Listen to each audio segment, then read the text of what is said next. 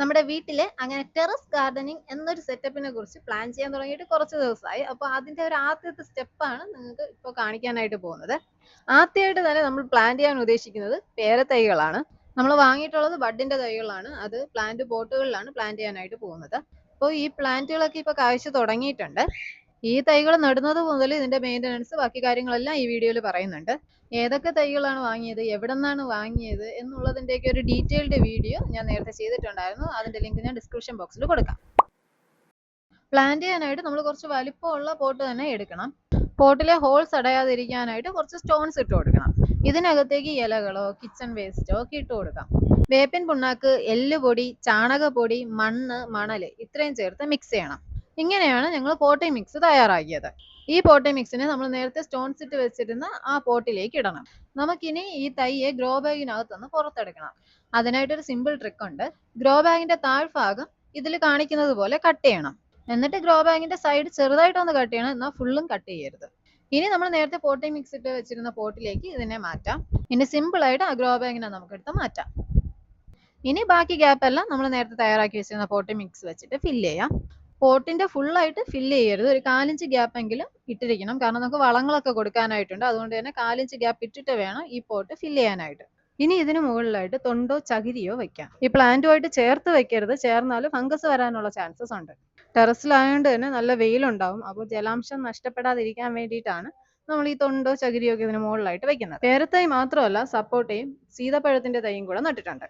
1 മാസം ആയപ്പോഴത്തേക്കും പൂമൊട്ടുകൾ വരാനായിട്ട് തുടങ്ങി.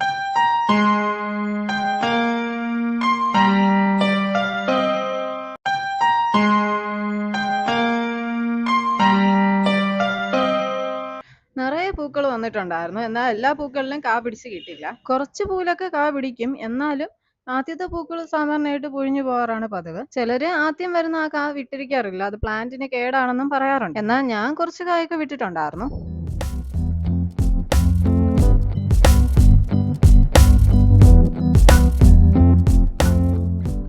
ഒരു മാസം കൂടുമ്പോൾ ചുവട് ക്ലീൻ ചെയ്യണം. ക്ലീൻ ചെയ്യുന്ന മാത്രമല്ല, ചുവടൊന്ന് ഇളക്കി കൊടുത്ത് കുറച്ച് വളം കൂടി ഇടേണ്ടതായിട്ട് വരും. അതിനായിട്ടുള്ള വളമാണ് നമ്മൾ ഇനി തയ്യാറാക്കാനായിട്ട് പോകുന്നത്. മണ്ണ്, മണല്, വേപ്പിൻ പിണ്ണാക്ക്, എല്ലുപൊടി, കൊക്കോപീറ്റ് അഥവാ ചകിരിച്ചോറ് ഇത്രയും മിക്സ് ചെയ്യണം. ഈ ഒരു മിക്സ് പ്ലാന്റിന്റെ ചുവട്ടിലേക്ക് ഇട്ട് കൊടുക്കാം. 1-2 മാസത്തിലൊരിക്കൽ ഇത് ചെയ്യേണ്ടതാണ്. ഇടയ്ക്ക് ചാണകവും വെള്ളവും മിക്സ് ചെയ്ത് ഇതിലേക്ക് ഒഴിക്കണം. ആഴ്ചയിൽ 3 ദിവസം ഒഴിച്ചു കൊടുത്താൽ നല്ലത്. 1 ദിവസമെങ്കിലും ഒഴിക്കേണ്ടതാണ്. ഇനി വേറൊരു മെത്തേഡ് കൂടെയുണ്ട്. ചാണകവും വെള്ളവും മിക്സ് ചെയ്ത് ഒരാഴ്ച വെക്കണം. എന്നിട്ട് ഈ ചാണക വെള്ളവും കുറച്ച് വെള്ളവും കൂടെ ആഡ് ചെയ്ത് ഇതിലേക്ക് ഒഴിച്ചു കൊടുക്കാം. ഇതിന് എപ്പോഴും വെള്ളം ആവശ്യമാണ്. ഒരു ദിവസം വെള്ളം ഒഴിച്ചില്ലെങ്കിലും അതിന്റെ വാട്ടം നമുക്ക് അറിയാനായിട്ട് പറ്റും. ഞാനിവിടെ രാവിലെയും വൈകിട്ടും 2 നേരമാണ് വെള്ളം ഒഴിക്കുന്നത്.